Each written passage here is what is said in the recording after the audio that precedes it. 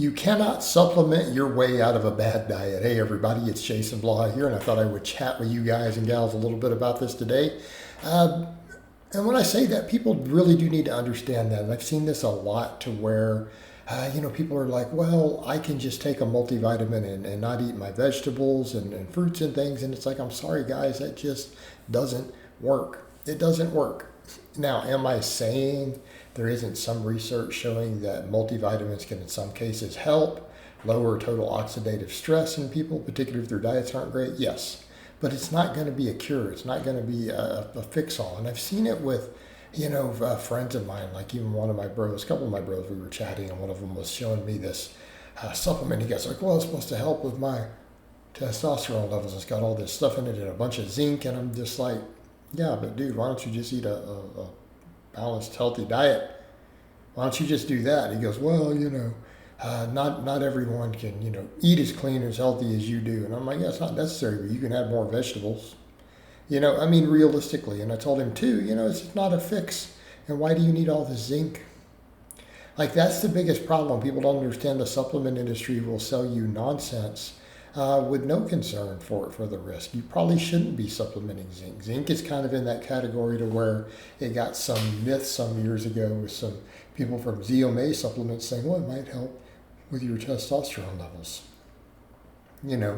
Because people who are extremely deficient in zinc does seem to negatively impact testosterone and some other hormones. But zinc deficiencies to that degree are, number one, not that common. Number two, this is a person who actually know what he eats, and like your diet actually has a pretty significant amount of zinc in it. Okay?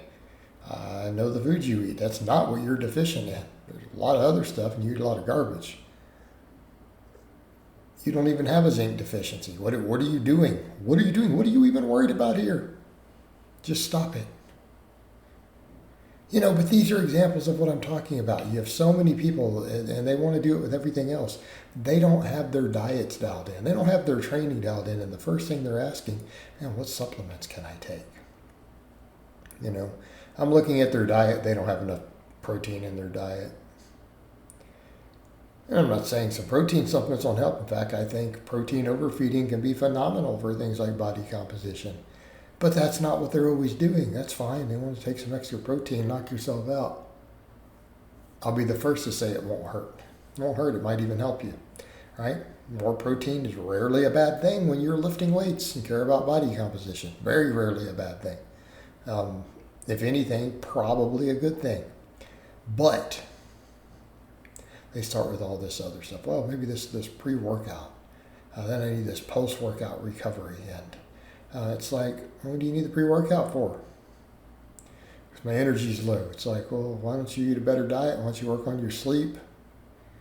Now you're going to try to burn the candle at both ends. There's no evidence whatsoever these pre-workouts result in any more gains. And if anything, the evidence is the contrary.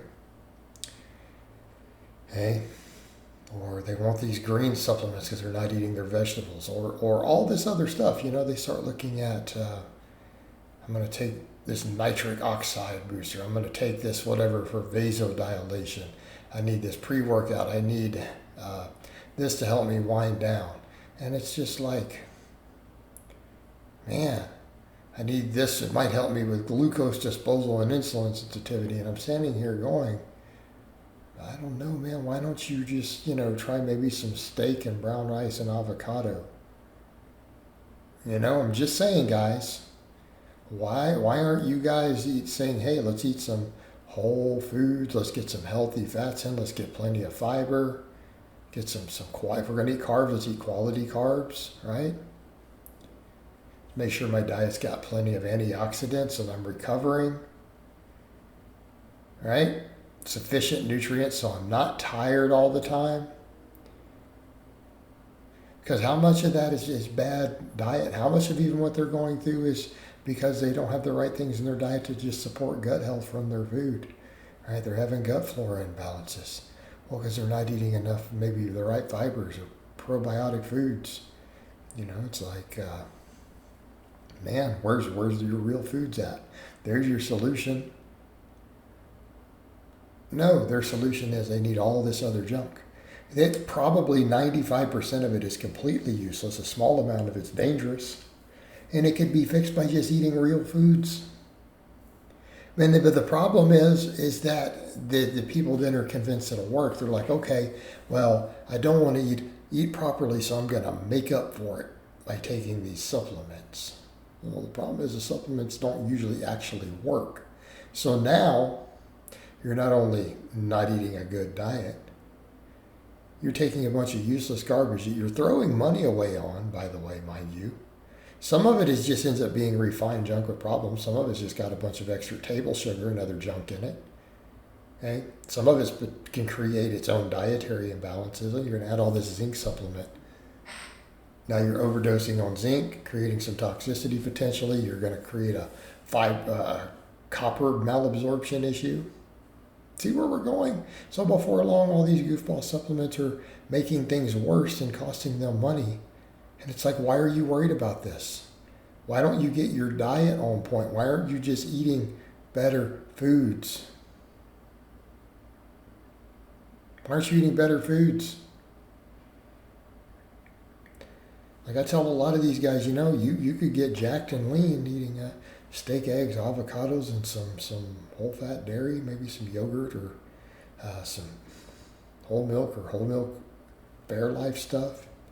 Yeah, or the whole milk yogurt for the probiotics. You need some quality calories to help you build muscle, right? To recover from your training. Well, eat these foods. Man, throw in some extra broccoli and spinach in there, you're good to go. Eat you a big steak salad then. Before long, it's all this junk. And it's more junk. They're just eating more junk food. Half the times the supplements are their own form of junk. And it's, let me eat this protein bar with 37 things in it. Why didn't you just eat some steak and broccoli? You could have done that. You would have been a lot better off, my friend. You're not going to fix a bad diet. You're not going to supplement your way out of a bad diet. Okay? Food is anabolic, guys.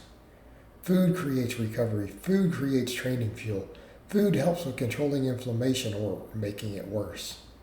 And that's the other problem. If you're eating all this junk food and you're creating all this inflammation in your body, no amount of supplements is going to take that down. And you're going to feel like crap. You're going to be sick. You're going to have all these issues, and you're still not going to recover from your training.